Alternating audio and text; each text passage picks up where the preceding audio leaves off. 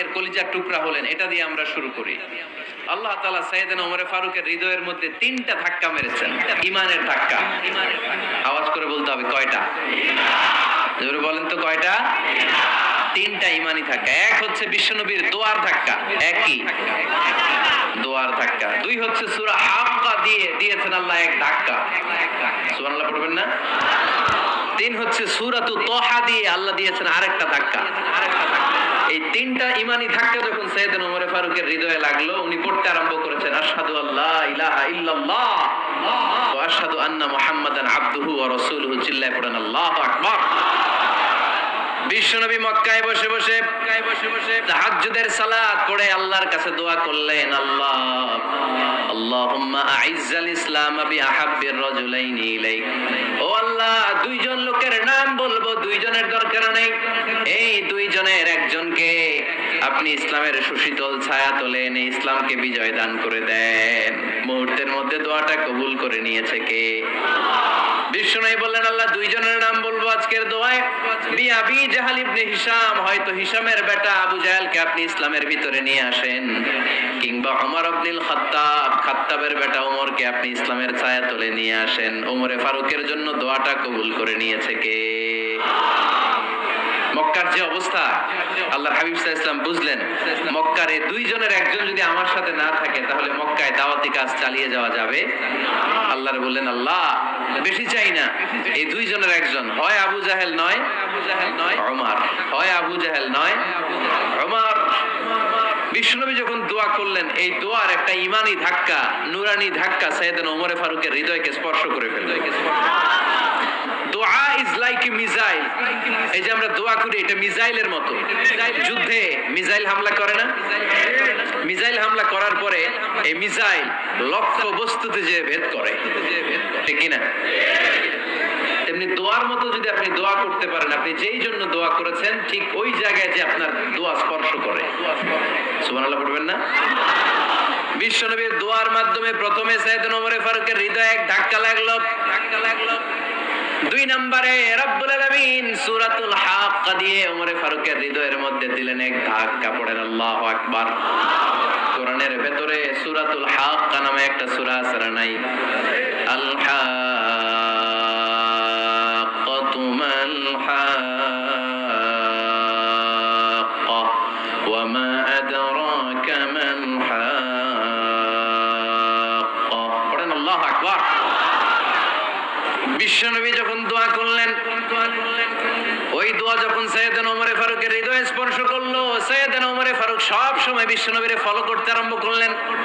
বিশ্বনবী ডানে গেলে লুকিয়ে লুকিয়ে ওমর ফারুক ডানে যায়, বিশ্বনবী বায়ে গেলে লুকিয়ে লুকিয়ে ওমর ফারুক বায়ে যায়। বিশ্বনবী একবার মসজিদুল হারামে যে নামাজ পড়তে শুরু করলেন, ওমর ফারুক তখন বিশ্বনবীর পিছু পিছু ছদ্মবেশে পেছন থেকে যে বিশ্বনবী কিভাবে নামাজ পড়ে দেখতে শুরু করলেন। বিশ্বনবী ইন দা মিন টাইম এশার নামাজে আল হাক্কাতু মাল হাক্কা তেলাওয়াত শুরু করে দিলেন। আল হাক্কাতু মাল হাক্কা তেলাওয়াত শুরু করে দিলেন। তেলাওয়াত করতে করতে বিশ্বনবী যখন তেলাওয়াত করতেছে, ওমর ফারুক এরকম দুলতেছে আর মজা পাচ্ছে। ওমিয়া বিশ্বনবীর কণ্ঠ বুঝি আমার মতো কণ্ঠ, আপনার মতো কণ্ঠ, আহমদ বিন ইউসুফের কণ্ঠ, আব্দুল বাসিতের কণ্ঠ না? বিশ্বনবীর গলায় যে কি সুরের ঝংকার আল্লাহ দিয়েছেন, কি সুরের লহরী আল্লাহ দিয়েছেন, একবার যে শুনতো পাগল হয়ে যেত।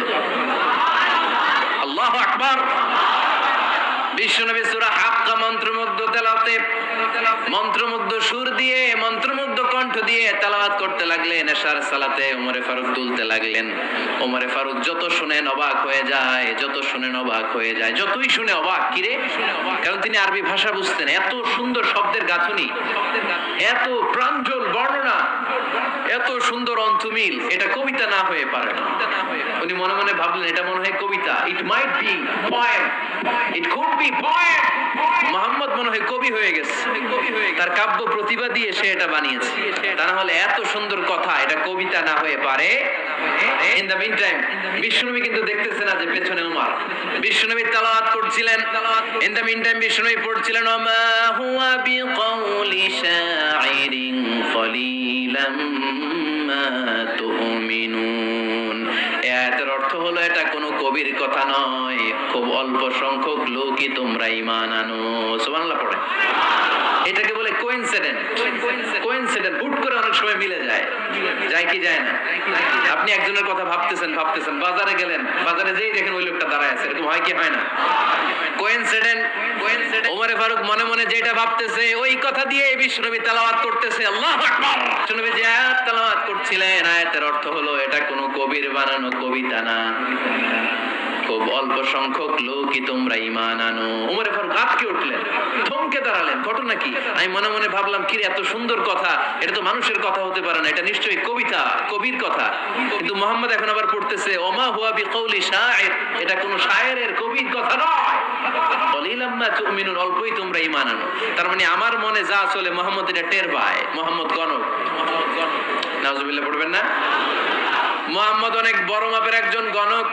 মানুষের হৃদয়ে কি চলে, মনে মনে কি ভাবে, মুহাম্মদ না দেখেও বলে দিতে পারে। ইন দা মিন টাইম বিশ্বনবী পরের আয়াতে বললেন ওয়ালা বিকাউলি কাহিনিন কলিলাম মা তাযাক্কারুন। এই আয়াতের অর্থ হলো এটা কোনো গণকের বানানো গণনা নয়, খুব অল্প সংখ্যক লোকই তোমরা উপদেশ হিসেবে এটাকে মানো। সুবহানাল্লাহ পড়েন। এবার আর ওমরে ফারুকের সহ্য হয় না, কি আজীব তামাশা। প্রথমে মনে করলাম কবিতা, মোহাম্মদ কয় কবি না, সে কবি না, এটা কবিতা না। তারপর ভাবলাম সে গণক, সে আয়াত পরে পরে বলে দিল এটা গণনা নয়, তাহলে এটা কি? এটা কি কবিতাও না, গণনাও না, তাহলে এটা কি? বিশ্বনবী তখন বললেন তানজিলুম মির রাব্বিল আলামিন। সুবহানাল্লাহ পড়েন। পরের আয়াত ছিল তানজিলুম মির রাব্বিল আলামিন। এটা দুনিয়ার কোন কবির বানানো কবিতা না, এটা কোন গণকের গণনা না, এটা কোন সাহিত্যিকের বানানো সাহিত্য নয়, এটা মহাবিশ্বের পরিচালক রব্বুল আলামিনের কাছ থেকে পাঠানো কিতাব কোরআন। সূরা হাক্কার ধাক্কায় ওমরে ফারুক কাইত। প্রথমে ধাক্কাটা লাগলো যে দোয়া। বিষ্ণুবী তাহাজ্জুদে কেঁদে দোয়া করলেন, আল্লাহ হয় আবু জাহেলের দিবা নাইলে ওমরের দিবা। ওই দোয়া ওমরে ফারুকের হৃদয়ে ছোঁয়া লেগেছে। এরপর হাক্কা, সূরাতুল হাক্কা দিয়ে দিলে এক ধাক্কা। এই ধাক্কা খেয়ে উথাল পাথাল হৃদয়ের মধ্যে, হায় রে এ কি বাণী, এ কেমন কথা, কে মুহাম্মদ, কে মুহাম্মদ। তারপরও শয়তানের ওয়াসওয়াসা আছে না নাই? আল্লাহ বলে যতই ওয়াসওয়াসা ওমরকে দেয়া হোক, আমি ওমরে ফারুককে এই মুসলিম উম্মতের সেনাপতি বানিয়ে ছাড়বো, আমি সেনাপতি বানাবো। এবার 3 নাম্বার ডোজ। ডাক্তারের কাছে গেলে প্রথমে দেখবেন সিম্পল ডোজ দেয়, নরমাল ওষুধ, এটাতে কাজ না হলে ডোজ বাড়ায়, একেবারে কাজ না হলে অ্যান্টিবায়োটিক মারে, আছে না নাই? আল্লাহ প্রথমে দোয়ার ছোঁয়া লাগালেন, তারপর সূরা হাক্কা দিয়ে ধাক্কা মারলেন, এরপরে রব্বুল আলামিন বলেন এবার 3 নাম্বার ডোজ সূরা তাহা দিয়ে আমি তোমার হৃদয়টারে উজালা বানায় দেব রে ওমর। শয়তান দিক দিয়ে ওয়াসওয়াসা, খেলা দুই দিক থেকে চলতেছে। আল্লাহ তাআলা হেদায়েতের রাস্তায় টানছে, শয়তান জাহান্নামের দিকে টানছে। ঘোষণা দেয়া হলো মক্কায়, মুহাম্মদের মাথা কেটে এনে দিলে এত এত স্বর্ণ মুদ্রা দেয়া হবে। ওমরে ফারুক রাজি হয়ে গেলেন। নাঙ্গা তলোয়ার নিয়ে বিশ্বনবীর মাথা কাটার জন্য ছুটলেন। নাউজুবিল্লাহ পড়বেন না? বনু জাহরা গোত্রের এক লোক বলে, আই না ইয়া ওমর, কই যাও? মুহাম্মদের মাথা কাটতে যাই। আরে মুহাম্মদের মাথা কাটতে যাও? তোমার বোন ফাতিমা বিনতে খাত্তাব আর তোমার বোন জামাই সাঈদ কদ সাবা, এরা তো ধর্ম ত্যাগ করে ফেলছে, এটা তো আমাদের ধর্ম ত্যাগ করে মুহাম্মদের ফলোয়ার হয়ে গেছে। আগে ওমর ঘর সামলাও, পরে মুহাম্মদের মাথা কাটতেছে। ওমরে ফারুক অবাক হয়ে গেলেন, তলোয়ার নিয়ে বিশ্বনবীর দিকে না যে নিজের বাড়ির দিকে চলে গেলেন। বিশ্বনবীর আপন বোন ফাতিমা বিনতে খাত্তাব, বোন জামাই সাঈদ আর খাব্বাব রাদিয়াল্লাহু তাআলা আনহু, 3 জন মিলে সূরা তাহা তেলাওয়াত করছিলেন। পড়েন সুবহানাল্লাহ। মক্কায় লুকিয়ে লুকিয়ে দাওয়াত হতো। খাব্বাব রাদিয়াল্লাহু তাআলা আনহু একটা চামড়ার ফলকের মধ্যে সূরা তাহার কয়েকটা আয়াত এনে ওমরে ফারুকের বোন আর বোন জামাইকে শিক্ষা দিচ্ছে, ট্রেনিং দিচ্ছে। সুবহানাল্লাহ পড়েন। লুকিয়ে লুকিয়ে ওমরে ফারুক যখন ঘরে চলে আসলেন, এরা তটস্থ হয়ে গেল। সাইয়েদনা খাব্বাব বিছানার তলায় লুকিয়ে গেলেন। ওমরে ফারুক বললেন, দরজা খোলো। ফাতিমা বিনতে খাত্তাব দরজা খোলার পরে নির্মম ভাবে সাইয়েদনা ওমর রাদিয়াল্লাহু তাআলা আনহু বোনের গায়ে আঘাত শুরু করে দিল। বোন জামাইকে আহত করতে শুরু করলো আর বলতে শুরু করলো, তোরা পাগল হলি কেন? কি আছে ওই মুহাম্মাদের মধ্যে? কি জাদু নিয়ে সে এসেছে? সে যাই বলে লোকজন পাগল হয়ে যায়, সবাই তার উপর কালিমা পড়ে ঈমান এনে ফেলে। কি এমন জিনিস তোদের কাছে আছে যেটা দেখে মুহাম্মদকে তোরা ভালোবাসলি? কি আছে? কি পড়তেছিলি আমারে দেখা। ফাতেমা বলে, ইন্নাকা রিজসুন লা ইয়ামাসসুহু ইল্লাল মুতাহহারুন। ও আমার ভাই ওমর, তুমি নাপাক। তুমি কি? লা ইয়ামাসসুহু ইল্লাল মুতাহহারুন, পবিত্রতা অর্জন না করে এই কোরআন ধরা যায় না। সুবহানাল্লাহ পড়েন। ওমরে ফারুক গোসল করে আসলেন, কারণ ধাক্কা তো আগে কয়েকটা খাইছে। কথা বুঝেন নাই বোধহয়? প্রথমে দোয়ার ধাক্কা, পরে কোন সূরা দিয়ে ধাক্কা? ধাক্কা দিয়ে ধাক্কা। 3 নম্বরে এখন আরেকটা ধাক্কা খাবে। গোসল করে আসলেন। ফাতেমা বিনতে খাত্তাব বললেন, গোসল যখন করে এসেছেন, এই নেন। ওমরে ফারুক এবার চামড়ার কাপড়ের মধ্যে সূরা তহার প্রথম আয়াতের দিকে নজর করলেন। নজর করেই কোরআনের প্রেমে পড়ে গেলেন। পড়েন সুবহানাল্লাহ। ওমরে ফারুক পড়তে আরম্ভ করলেন, তহা মা আনজালনা আলাইকাল কুরআনা লিতাশকা ইল্লা তাযকিরাতাল লিমান ইয়াখশা তানজিলাম মিম্মান খালাকাল আরদা ওয়াস সামাওয়াতিল উলা। সুবহানাল্লাহ পড়েন। উনি পড়তে আরম্ভ করলেন, তহা মা আনজালনা আলাইকাল কুরআনা লিতাশকা, এই কোরআনকে আমি তোমাদের হতভাগ্য জাতি হিসেবে দুনিয়ায় থাকার জন্য পাঠাই নাই। এটা রব্বুল আলামিনের পক্ষ থেকে এসেছে। যারা রবকে ভয় করে তাদের জন্য আছে উপদেশ। যিনি আকাশ বানিয়েছেন, জমিন বানিয়েছেন, ওই আল্লাহ তাআলা নিজেই এই কোরআন পাঠিয়েছে। আওয়াজ করে পড়তে হবে, আল্লাহু আকবার। উনি খুব ভালো আরবি জানতেন। সূরা তহা পড়ার পরে আর ধৈর্য ধারণ করতে পারে না। ওমর ফারুক ছোট্ট বাচ্চার মতো কান্না শুরু করে দিলেন। আল্লাহু আকবার। সূরা তহাটা হাতে নিয়ে, তলোয়ারটা হাতে নিয়ে বিশ্বনবীর দিকে ছুটতে আরম্ভ করলেন। আইনা মুহাম্মদ, কোথায় মুহাম্মদ? তোমরা আমাকে মুহাম্মাদের কাছে নিয়ে চলো। বিশ্বনবী তখন সাফা পাহাড়ের পাদদেশে দারুল আরকাম ইবনে আলকামের ঘরে লুকিয়ে লুকিয়ে কোরআনের দাওয়াত দিতেন। ওমরে ফারুককে পাগলের মতো ছুটে আসতে দেখে বিশ্বনবীর চাচা হামজা ইবনে আব্দুল মুত্তালিব বলল, নবী আপনি পালান। ওই যে খাত্তাবের বেটা ওমর আপনাকে অপমান করার জন্য, আক্রমণ করার জন্য তেরে এসেছে। সাহাবীরা বললেন, নবী আপনি পালিয়ে যান, আমরা সামাল দেব। বিশ্বনবী বললেন না, আমি পালাবো না, বরং তোমরা সরে যাও। ওমর ইবনে আল খাত্তাবকে আমার দরবার পর্যন্ত আসতে দাও। আমার তো মনে হচ্ছে ওই যে তাহাজ্জুদের নামাজ শেষে চোখের পানি ছেড়ে যে আমি আল্লাহর কাছে দোয়া করেছি, আজকে আমার ওই দোয়াটা কবুল হতে শুরু করেছে। আমার তো মনে হচ্ছে আমার দোয়া কবুল হবে, আসতে দাও। ওমর ফারুক এসে বললেন, আশহাদু আল্লা ইলাহা ইল্লাল্লাহ ওয়া আশহাদু আন্না মুহাম্মাদান আবদুহু ওয়া রাসূলুহু, আমি সাক্ষ্য দিলাম আল্লাহ ছাড়া কোনো ইলাহ নাই, নিশ্চয়ই আপনি আল্লাহর প্রেরিত বান্দা এবং রাসূল। পড়েন সুবহানাল্লাহ। ওমর ফারুক যখন কালিমা শাহাদা পড়ে মুসলমান হয়ে বিশ্বনবীর হাতে হাত রাখলেন, নমুসলিম সাহাবীদের মধ্যে খুশি আর আনন্দের বন্যা বয়ে গেল। নমুসলিম হাতে গোনা সাহাবারা আল্লাহর প্রশংসা করলেন। বিশ্বনবী সাইয়েদনা ওমর ফারুককে জড়িয়ে ধরলেন।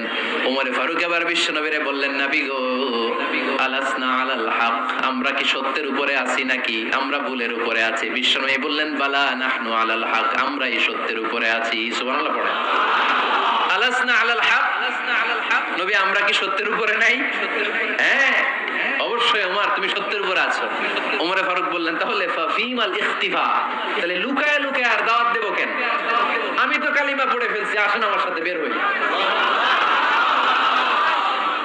ফাফিমাল ইখতিফা, আর লুকায় লুকায় কেন? আসুন আমরা বাইরে বের হই। বিশ্বনবী বললেন, ওমর এটা মাক্কি জীবন, এখানে আমরা একটু গোপনে গোপনে দাওয়াত দিতে চাই। ওমরে ফারুক বলে, না, আমার দায়িত্ব, আমি একটা মিছিল দিতে চাই নবী। আল্লাহর নামের তাকবীর দিতে দিতে দারুল আরকাম থেকে শুরু করে মসজিদুল হারাম পর্যন্ত একটা মিছিল দিয়ে আমি মক্কা কাঁপাইয়া দেব। অনুমতি অনুমতি দেন, বিশ্বনবী দিতে চায় না।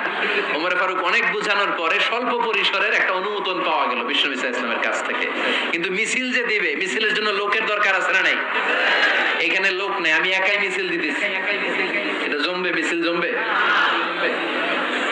খুঁজে উনি 11 জন মুসলিম সাহাবা পেলেন। কয়জন? ওমর ফারুক বললেন 11 জনই সই। এই 11 জন নিয়ে আমি আল্লাহর নামের তাকবীর দিব। 2 লাইন করলেন। কয় লাইন? 2 লাইন। পেছনে 6 জন, আর এই লাইনের নেতা বানালেন বিশ্বনবীর চাচা হামজাকে রাদিয়াল্লাহু তাআলা আনহু। আর সামনে 5 জন, তার আগে দাঁড়ালেন উনি নিজেই। তাহলে 6 6 12। বললেন এই 2 লাইনই আমরা তাকবীর দিতে দিতে, বেশি না, এই দারুল আরকামের ঘর থেকে, আপনারা জানেন যে সাফা মারওয়া এখন যে সাই হয়, এই সাফার পাদদেশে ছিল দারুল আরকামের ঘর। উনি বলেন এখান থেকে ওই যে কাবার গিলাফ দেখা যায়, কাবার গিলাফ পর্যন্ত আমরা এই তাকবীর নিয়ে ওখানে যাব। সুবহানাল্লাহ পড়বেন না? ওখানে উনি দাঁড়িয়ে ছোট্ট একটা ভাষণ দিয়েছিলেন। উনি বলেছিলেন মান আরাদা আন তাসকুলা উম্মু ওয়া ইয়াতামা ওয়ালাদু ওয়া তারমিলা যাওজাতুহু ফালিয়াসুদ্দানি। খেয়াল করে শুনেন, কান দুইটা খরগোশের কানের মতো খাড়া করেন। উনি এক বাক্যের একটা ভাষণ দিলেন। ভাষণ দিতে জানলে বড় ভাষণ দেয়া লাগে না। এক বাক্যের ভাষণ দিয়ে গোটা বিশ্বকে ঝাঁকুনি মারা যায়। চিল্লায় বলো ঠিক কিনা? ওমর ফারুক এক বাক্যের একটা ছোট্ট ভাষণ দিলেন। মান আরাদা আন তাসকুলা উম্মু, কে আছো মায়ের এই মক্কায়, কে আছো মায়ের বুক খালি করতে চাও? ইয়াতামা ওয়ালাদু, কে আছো বাচ্চাগুলারে, নিজের সন্তানগুলোরে ইতিম বানাতে চাও? কে আছো তারমিলা যাওজাতুহু, নিজের স্ত্রীকে বিধবা বানাতে চাও? ফালিয়া সুদ্দানি, বুকের পাটা থাকলে আমি ওমর রে থামাও।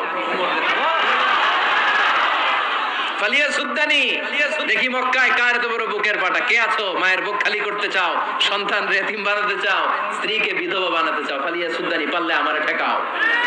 এই বলে উনি আল্লাহু আকবার, আল্লাহু আকবার, আল্লাহু আকবার বলে স্লোগান শুরু করে দিলেন।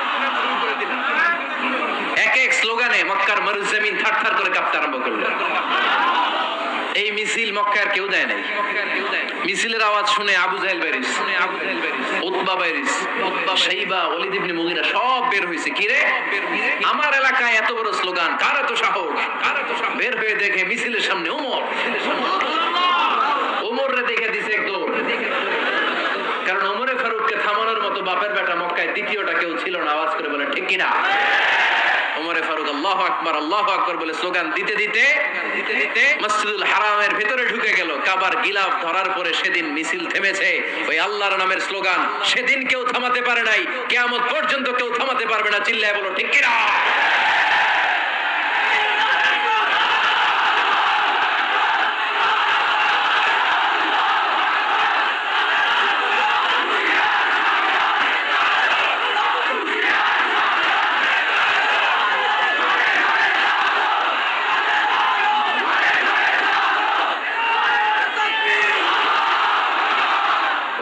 একটা ওমরের দরকার, আমাদের বেশি চাই না। জোরে বলেন ঠিক কিনা? দাও খোদা দাও আমায় আবার ওমর দারাজ দিল, দাও খোদা দাও আমায় আবার ওমর দারাজ দিল, দাও আলীর মতো বীর সেনানি, আলীর মতো বীর সেনানি জাগাতে নিখিল, দাও খোদা দাও আমায় আবার ওমর দারাজ দিল। সুবহানাল্লাহ পড়েন। একটা ওমর লাগবে, একটা ওমর। চিল্লায় বলেন কয়টা? ওই ওমরের অপেক্ষায় বাংলাদেশ সহ গোটা মুসলিম উম্মাহ, ঠিক কিনা? একটা ওমরই যথেষ্ট। আমাদের সেন্ট্রাল লিডারশিপ নাই তো, আমাদেরকে এদিকে লাথি মারলে আমরা ওইদিকে যাই, ওদিক থেকে গুতা মারলে আমরা এদিকে যাই। আমাদের রিপ্রেজেন্টেটিভ, আমাদের প্রতিনিধিত্ব করার মতো কোনো কেন্দ্রীয় লিডারশিপ নেতৃবৃন্দ গোটা বিশ্বে নাই, ঠিক কিনা? আমরা সেই ওমরে ফারুকের অপেক্ষায়, আমরা সেই ইমাম আল মাহদির অপেক্ষায়। এই ওমরে ফারুক আমাদের মডেল, ঠিক কিনা? থার্ড ইন পজিশন এই পুরো উম্মতের মধ্যে ওনার পজিশন নাম্বার 3। এক নাম্বার পজিশন বিশ্বনবীর, কার? 2 নাম্বার পজিশন কার? আবু বকর। 3 নাম্বার পজিশন কার? ওমরে ফারুকের। বিশ্বনবী বলতেন লা নবিয়্যা বা'দি, লা নবিয়্যা বা'দি, আমার পরে কোনো নবী নাই, ওয়ালা রাসূলা, আমার পরে কোনো রাসূলও নাই। আমার নবীর পরে আর কোনো নবী আছে? আমার নবীর পরে আর কোনো রাসূল আছে? এই যে কাদিয়ানি যে একটা সম্প্রদায় আছে, এরা কি মুসলিম নাকি অমুসলিম? মুসলিম সম্প্রদায়ের সাথে এদের কোনো সম্পর্ক নাই। চিল্লা বলেন ঠিক কিনা? এরা যদি মুসলমান হতে চায়, আমার নবী দ্য লাস্ট মেসেঞ্জার বিশ্বনবীকে খাতামুন নবী হিসেবে সংবাদ সম্মেলন করে গোটা বিশ্বকে জানাই দিতে হবে, তারপরে তাদেরকে আমরা মুসলিম হিসেবে স্বীকৃতি দিব। চিল্লা বলেন ঠিক কিনা? তা না হলে তারা কোন ধর্মের এটাকে জানাই দিতে হবে। No inferiority complex, no identity crisis. Identity ক্রাইসিসে থাকা যাবে না। আপনারা কোন ধর্মের এটা জানাই দেন। আপনারা বিশ্ব নবীরও শেষ নবী মানবেন না, আবার মুসলিম বলেও নিজেদেরকে ট্যাগ লাগাতে চাইবেন। সাধারণ মুসলমানরা এটা এই ধোঁকাবাজি মানে না। চিল্লায় বলেন ঠিক কিনা? আমার নবীর পরে কোনো নবী নাই, আমার রাসূলের পরে কোনো রাসূল নাই, ঠিক কিনা? আল্লাহর হাবিব বলতেন লাউ কানা বা'দি নাবিয়্যুন লাকানা উমর, তবে আমার পরে যদি নবী হওয়ার যোগ্যতা কারো থাকে, আমার ওমরের ওই যোগ্যতা আছে। সুবহানাল্লাহ পড়েন। প্রভু তুমি বলেছো রাসূল দেবে না, বলনি দেবে না ওমর, বলনি দেবে না হামজা তারি, খালিদ বিজয় সমর। প্রভু তুমি বলেছো রাসূল দেবে না, বলনি দেবে না ওমর, বলনি দেবে না হামজা তারি, খালিদ বিজয় সমর। প্রভু তুমি বলেছো রাসূল দেবে না। সুবহানাল্লাহ পড়েন। এজন্য আমরা একটা ওমর চাই, একটা ওমর চাই। কয়টা? বেশি লাগবে? নেতার মতো নেতা কয়টা লাগে? জোরে বলেন কয়টা? Enough, that's enough. Omar Faruk our super hero. ওনার সাথে বিশ্বনবী সাল্লাল্লাহু আলাইহি ওয়াসাল্লামের মুসাহারার সম্পর্ক ছিল। ওমরে ফারুক যে বিশ্বনবীর শ্বশুর, এটা অনেকে জানেই না। ওমরে ফারুক রাদিয়াল্লাহু তাআলা আনহু বিশ্বনবীর শ্বশুর ছিলেন। এটা আজকে নতুন শুনছেন। কে কে হাত তোলেন? দেখছেন হুজুর? সঠিক বলছি না আমি? অনেকে আমরা জানি না। মাশাআল্লাহ। জানতে লজ্জা নাই, শিখতে লজ্জা নাই। লজ্জা হচ্ছে অজ্ঞতায় আর মূর্খতায়, ঠিক কি না? আমরা শিখতে রাজি আছি। যে কথা বলে আমরা তার ছাত্র। আমার আগে হুজুর কথা বলতেছিলেন, আমরা ছিলাম ছাত্র। এখন আমি কথা বলতেছি, এখন আমরা সবাই হয়ে গেছি ছাত্র, ঠিক কি না? যিনি বলেন তিনি শিক্ষক, বাকিরা আমরা ছাত্র, ঠিক কি না?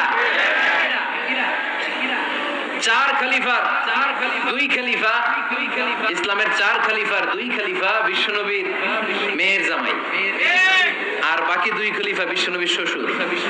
সুবহানাল্লাহ পড়েন। সাইয়েদনা আলী রাদিয়াল্লাহু তাআলা আনহু, সাইয়েদনা উসমান যুন নূরাইন বিশ্বনবীর মেয়ের জামাই। উসমান রাদিয়াল্লাহু তাআলা আনহুর কাছে বিশ্বনবী দুই মেয়েকে বিয়ে দিয়েছিলেন। একজন মারা যাওয়ার পরে আরেকজন। বিশ্বনবী বলেছেন এরপরে আরেকটা থাকলে ওইটারও বিয়ে দিতাম। সুবহানাল্লাহ পড়বেন না?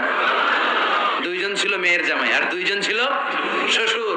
সাইয়েদনা আবু বকর শ্বশুর, বিশ্বনবীর স্ত্রী আম্মা জান আয়েশা রাদিয়াল্লাহু তাআলা আনহার বাবা। বিশ্বনবীর স্ত্রী আম্মা জান হাফসা রাদিয়াল্লাহু তাআলা আনহার বাবা ছিল সাইয়েদনা ওমর ফারুক। চিল্লায় পড়েন আল্লাহু আকবার। জানো তো না পজিশন না? সাইয়্যিদু কুহুলিল জান্নাহ। জান্নাতে যত নারীরা যাবে, নারীদের সর্দারিনী হবে সাইয়্যিদাতুনা ফাতেমা রাদিয়াল্লাহু তাআলা আনহা। এই ফরিদপুরের যত ইয়াংস্টাররা তোমরা যারা জান্নাতে যাবে, তোমাদের লিডার হবে সাইয়েদনা হাসান আর হুসাইন রাদিয়াল্লাহু তাআলা আনহুমা। আর বয়স্ক মুরব্বীরা যারা জান্নাতে ঢুকবেন, আপনাদের লিডার হবে সাইয়েদনা আবু বকর আর সাইয়েদনা ওমর ফারুক রাদিয়াল্লাহু তাআলা আনহু। সুবহানাল্লাহ পড়তে পারলেন না? ওমর ফারুক সাধারণ কোনো ক্যারেক্টারিস্টিক্স নয়। ওনাকে আল্লাহ তাআলা নলেজও দিয়েছেন, আবার দিনদারিও দিয়েছেন। আমার দিনী ভাইয়েরা খেয়াল রাখবেন, কোন আলেমের মধ্যে বা কোন নেতার মধ্যে যদি এই দুইটার সমন্বয় আপনি পান, যে তার জ্ঞানও আছে আবার দিনদারিও আছে, he belongs the knowledge and he belongs the তাকওয়া, সে গোটা বিশ্বকে জয় করে ফেলবে, ঠিক কি না? যার মধ্যে জ্ঞান আছে, যার মধ্যে তাকওয়া আছে, তারে কেউ থামায় রাখতে পারে? ওমরে ফারুককে এই দুই নেয়ামত দিয়ে ধন্য করেছে কে? সহিহ বুখারীর বর্ণনা, বিশ্বনবী সাহাবীদের সামনে একটা স্বপ্নের কথা বলছেন। বিশ্বনবী বললেন, আমি স্বপ্নে দেখলাম আমার আঙ্গুলের ফাঁকা থেকে দুধ বের হচ্ছে।